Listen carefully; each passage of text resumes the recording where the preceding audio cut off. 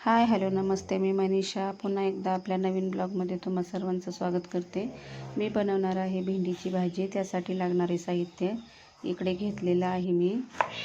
चला भेंडी चिरून घेऊ। टोमॅटो चिरून घेते। हे इकडे सगळं चिरून झालेलं आहे।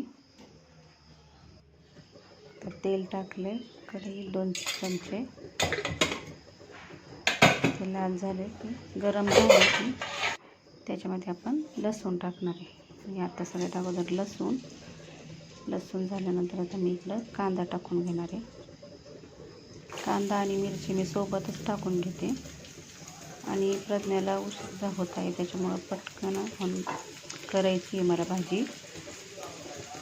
त्याच्यामुळे मी आता कांदा आणि मिरची लाल होण्यासाठी लवकर परतण्यासाठी त्यामध्ये 1 चमचा मीठ घालून घेणार आहे।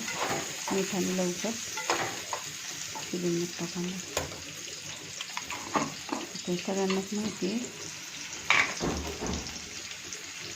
तर इकडे मी चवीनुसार आता मीठ घालून घेणार आहे। थोडंसं लाल झाले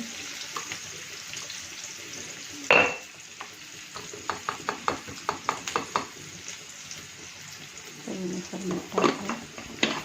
प्रज्ञेला आमच्या भेंडी खूप आवडते। आता याच्यात मी टमाटा घालून घेणार आहे। थोडंसं लाल झालं की सकाळची गडबड असते। लाल झालं की आता मी जिरे टाकून घेते, मोहरी टाकते आणि थोडीशी हळद 1 चमचा परतून घेते। तर भेंडी घालून घेते। मला परतून घ्यायचं भेंडी अगदी साधी आणि सोपी पद्धत आहे। यात एवढं अवघड नाही आहे, सगळ्यांनाच माहिती।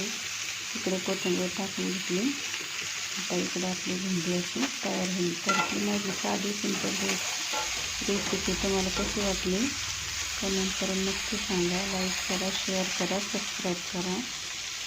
आणि ह्या इकडे आपली भेंडी रेडी आहे। थँक्यू।